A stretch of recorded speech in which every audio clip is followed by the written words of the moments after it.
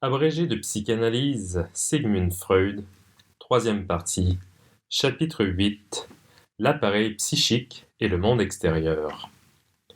C'est par le lent, minutieux et patient travail dont nous avons donné un exemple dans la section précédente que nous sommes arrivés aux vues et aux hypothèses exposées dans notre premier chapitre.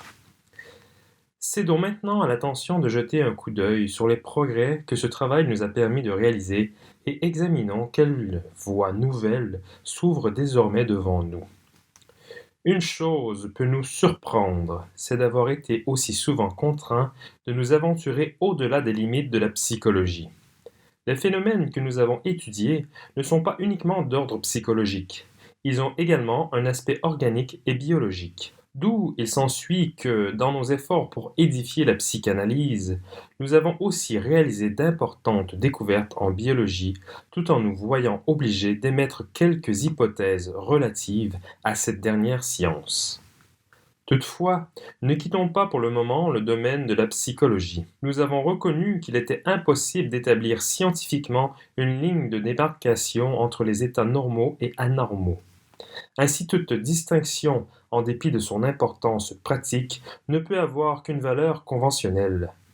Nous étions ainsi autorisés à nous faire une idée du psychisme normal par l'étude de ces troubles, ce qui n'eût été possible si ces résultats morbides, névroses ou psychoses, eussent eu des causes spécifiques agissant à la manière de corps étrangers.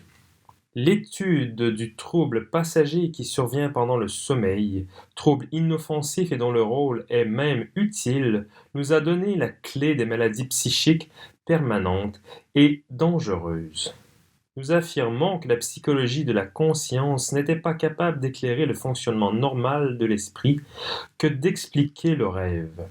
Seuls renseignements dont elle disposait, ceux de l'autoperception consciente, se sont partout révélés incapables de nous faire comprendre la multiplicité et la complexité des phénomènes psychiques, impuissants aussi à découvrir la connexion de ceux-ci et par conséquent à trouver les causes déterminantes des phénomènes morbides. En admettant l'existence d'un appareil psychique à étendue spatiale, composé des parties adaptées à leur rôle, développées par les nécessités de l'existence et ne produisant les phénomènes de la conscience qu'en un point particulier dans certaines conditions, nous avons été en mesure d'établir la psychologie sur des bases analogues à celles de toute autre science, de la physique par exemple.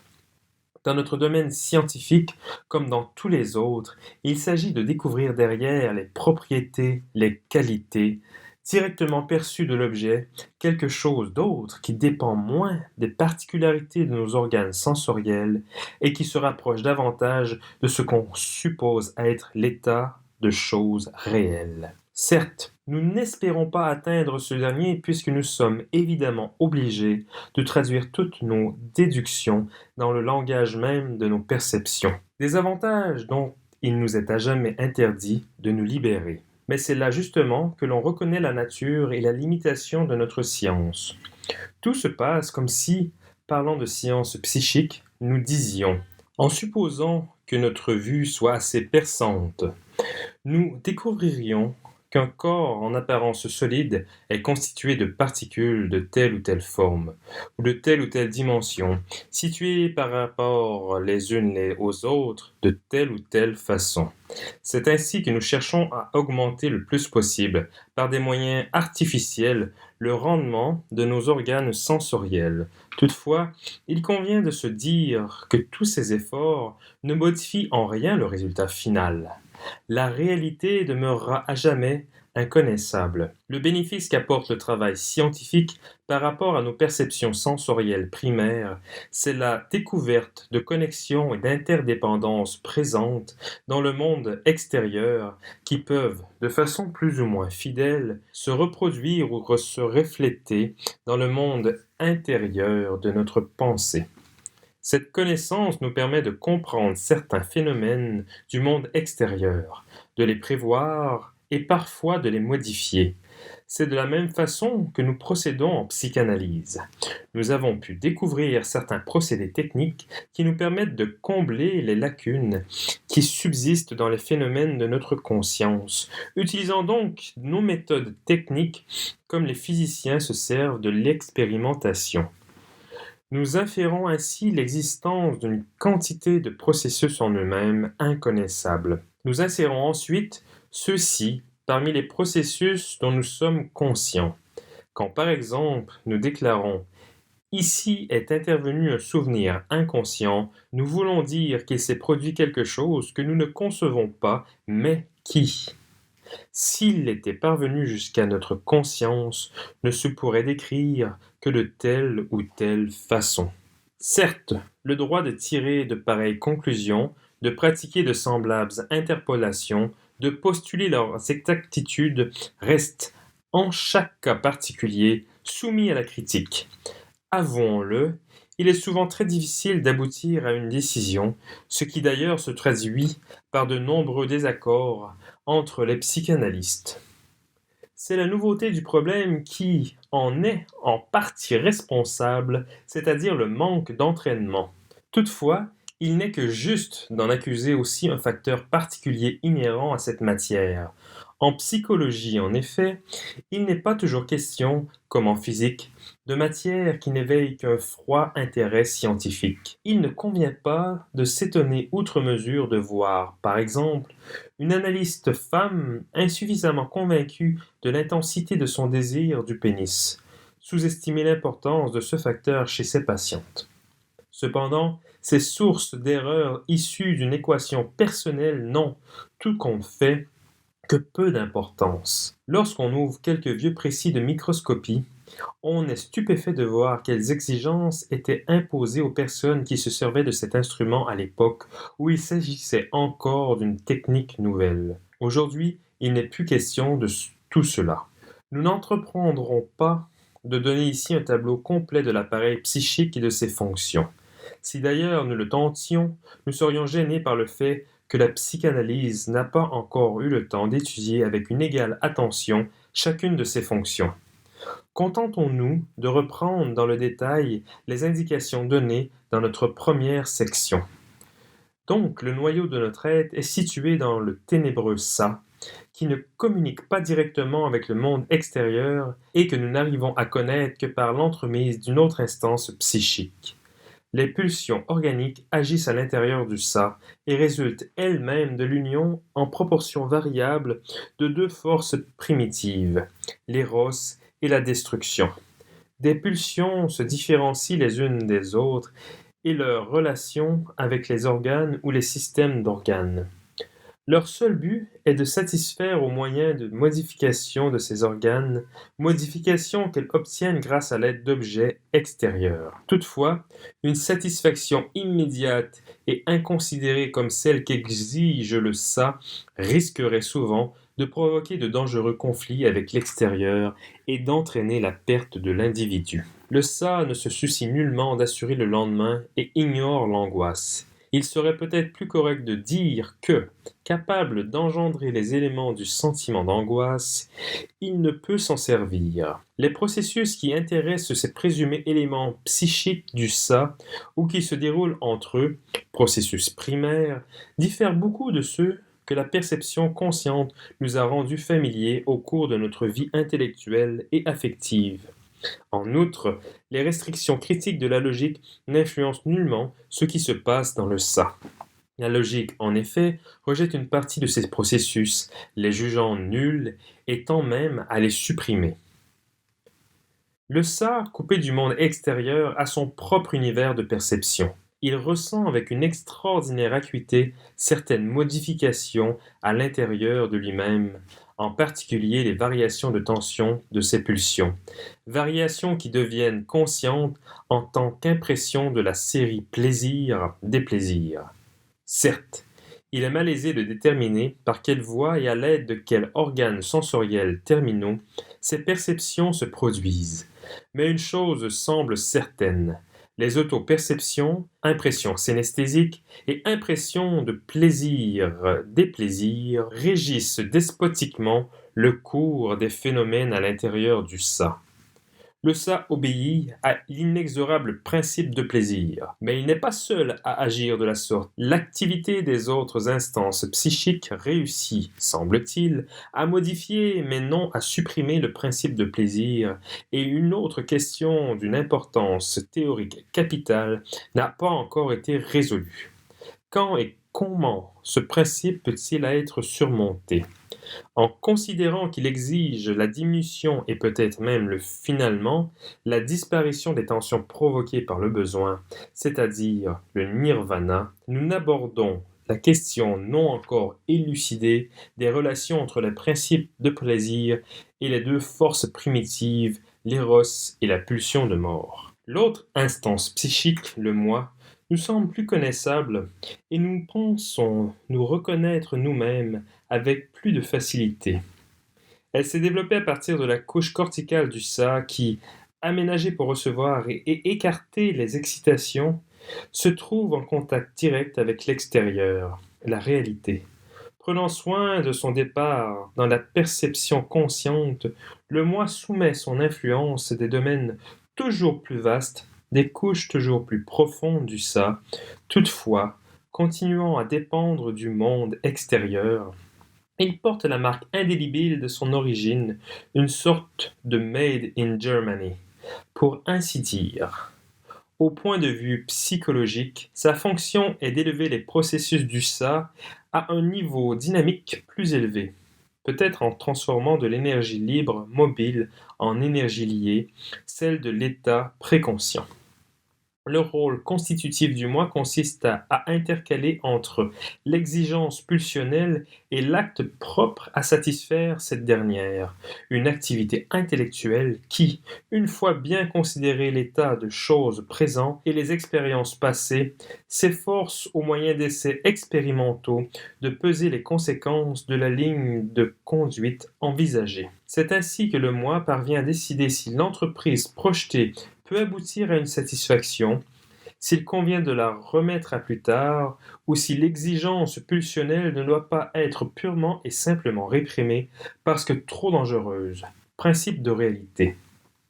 De même que le ça ne vise qu'un gain de plaisir, le moi est dominé par le souci de la sécurité. Sa mission est la conservation de soi que le ça semble négliger. Le moi se sert des sensations d'angoisse comme d'un signal d'alarme qui lui annonce tout danger menaçant son intégrité. Comme les traces mnésiques, surtout du fait de leurs associations avec les résidus verbaux, peuvent devenir tout aussi conscientes que les perceptions, un danger de confusion capable d'aboutir à une méconnaissance de la réalité subsiste ici. Le moi s'en prémunit en instituant l'épreuve de réalité qui se trouve parfois interrompue dans les rêves, suivant les conditions du sommeil. Dans ses efforts pour se maintenir au milieu des forces mécaniques, le moi se voit menacé de dangers qui, bien qu'émanant surtout de la réalité extérieure, viennent d'ailleurs encore. Son propre ça constitue lui-même une source de péril, et cela pour deux motifs différents. En premier lieu, de trop excessives forces pulsionnelles comme de trop puissantes excitations extérieures sont capables de nuire au moi.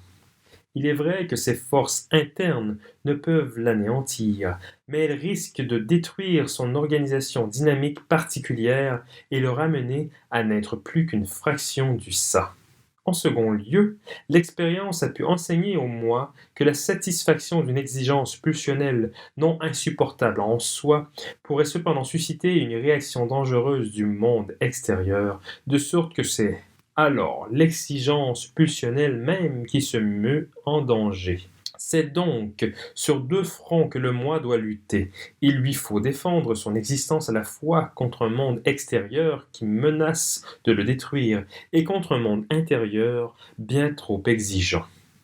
Il utilise contre ces deux adversaires les mêmes méthodes de défense, mais celles-ci s'avèrent particulièrement inefficaces contre l'ennemi du dedans. Par suite de son identité primitive, de son intimité avec l'adversaire, il a les plus grandes difficultés à échapper aux dangers extérieurs et même lorsque ces derniers peuvent, pendant un certain temps, être tenus en échec, il n'en reste pas moins menaçant. Nous avons vu comment le moi, encore faible et inachevé dans la première enfance, se trouve durablement endommagé par l'effort qu'il a réalisé pour se défendre contre les dangers inhérents à cette époque de la vie. La protection des parents écarte de l'enfant les périls extérieurs. Mais cette sécurité, il la paye en angoisse de perdre l'amour de ses parents. Perte d'amour qui se livrerait sans défense à tous les dangers du dehors. Ce facteur exerce une influence décisive sur l'issue du conflit au moment où le garçon entre dans la situation oedipienne. La menace de castration qui pèse sur son narcissisme, renforcée par ses sources provenant des temps originaires, prend possession de lui. L'action conjointe des deux influences, celle du danger réel immédiat et celle du danger à fondement phylogénique conservé dans la mémoire, incite l'enfant à adopter des mesures de défense, refoulement.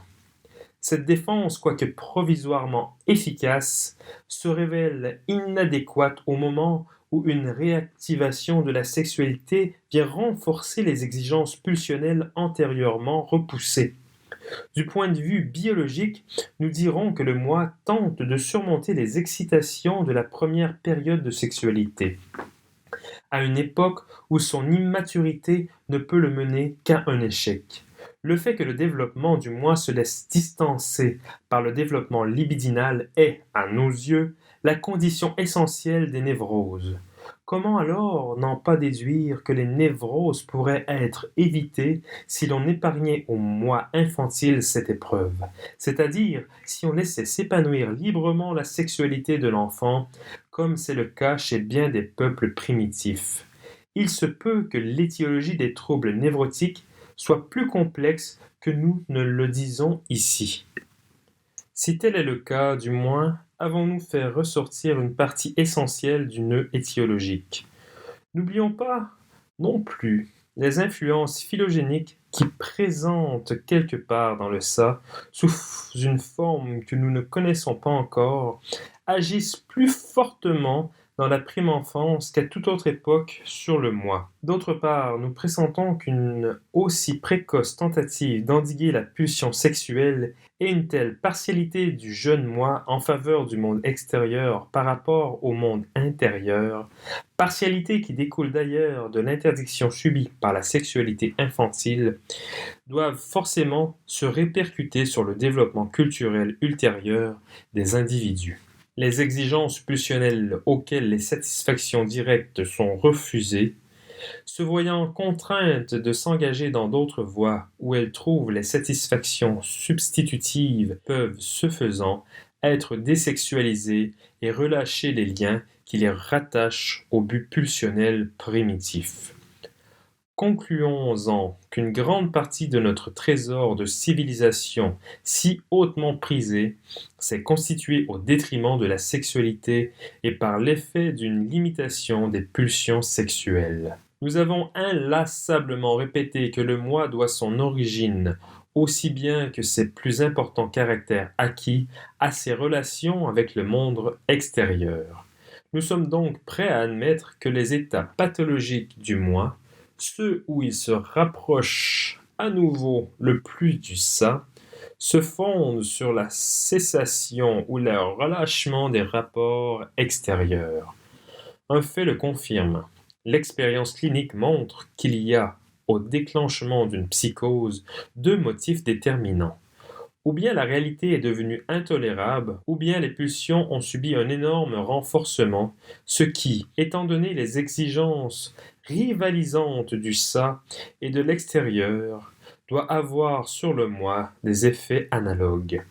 Le problème de la psychose serait simple et clair si le moi se détachait totalement de la réalité, mais c'est là une chose qui se produit rarement, peut-être même jamais.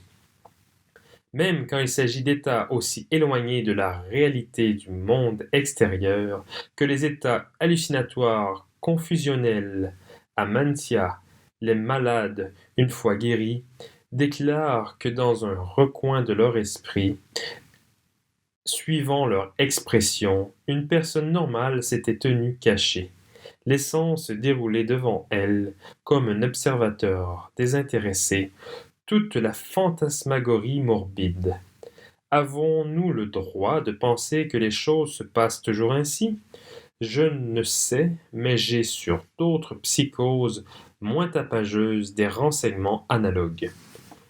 Je me rappelle un cas de paranoïa chronique au cours de laquelle, après chaque accès de jalousie, un rêve fournissait à l'analyste un exposé correct, nullement entaché de délire de l'incident. Un incessant contraste était ainsi mis en lumière, car tandis que les rêves du névrosé nous révélaient habituellement une jalousie dont il n'a pas conscience à l'état de veille, voici que, chez un psychosé, le délire de l'état de veille est corrigé par un rêve. Nous pouvons probablement admettre que ce qui se passe dans tous les états semblables constitue un clivage psychique. Au lieu d'une unique attitude psychique, il y en a deux. L'une, la normale, tient compte de la réalité alors que l'autre, sous l'influence des pulsions, détache le moi de cette dernière. Les deux attitudes coexistent, mais l'issue dépend de leur puissance relative. Les conditions nécessaires à l'apparition d'une psychose sont présentes quand l'attitude anormale prévaut. Le rapport vient-il à s'inverser, alors survient la guérison apparente de la maladie.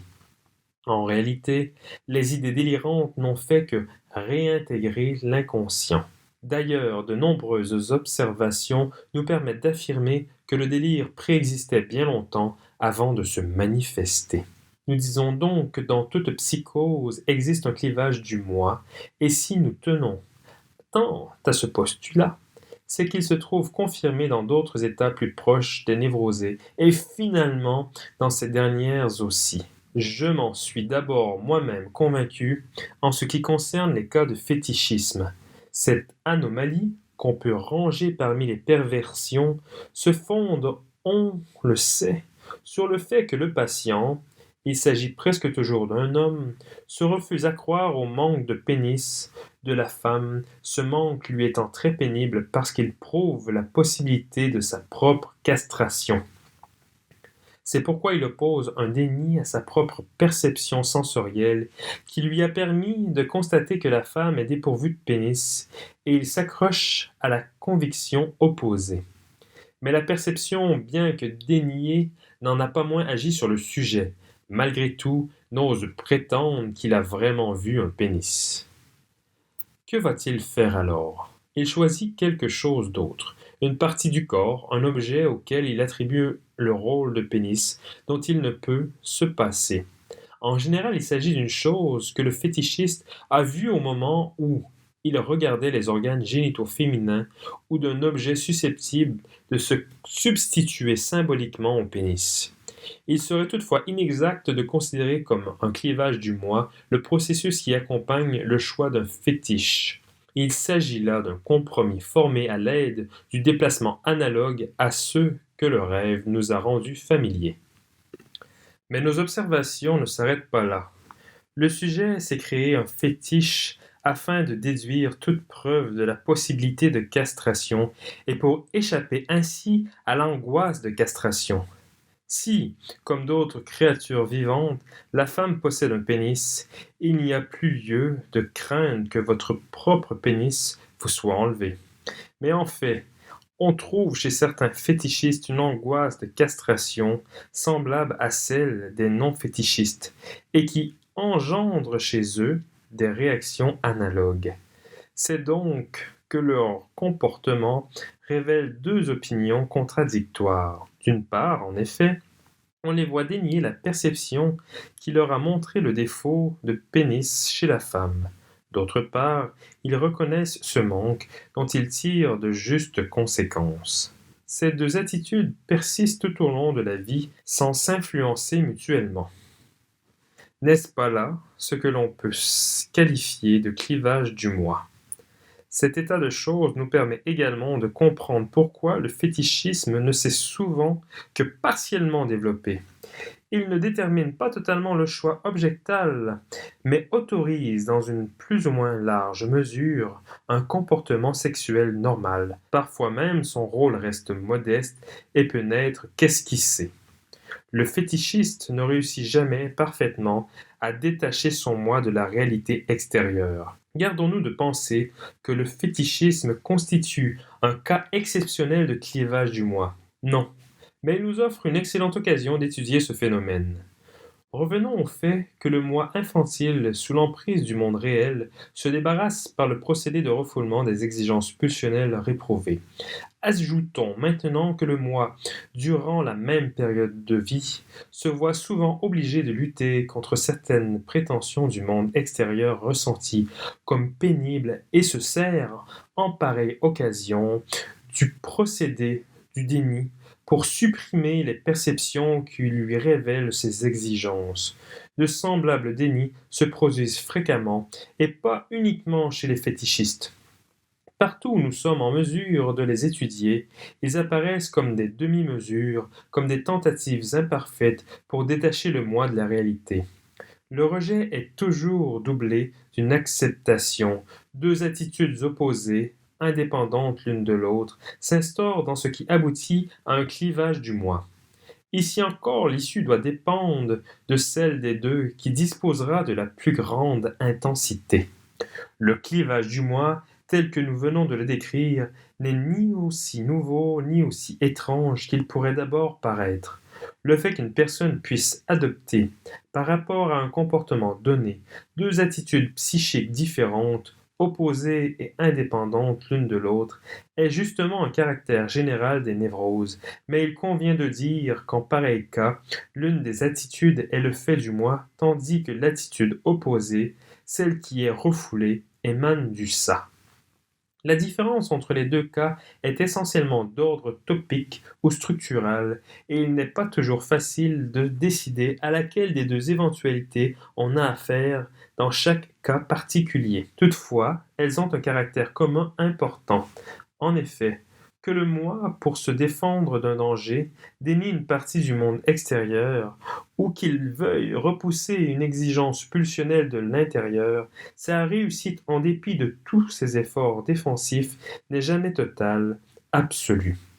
Deux attitudes contradictoires se manifestent toujours, et toutes deux, aussi bien la plus faible, celle qui a subi l'échec, que l'autre, aboutissent à conséquences psychiques. Ajoutons encore que nos perceptions conscientes ne nous permettent de connaître qu'une bien faible partie de tous ces processus.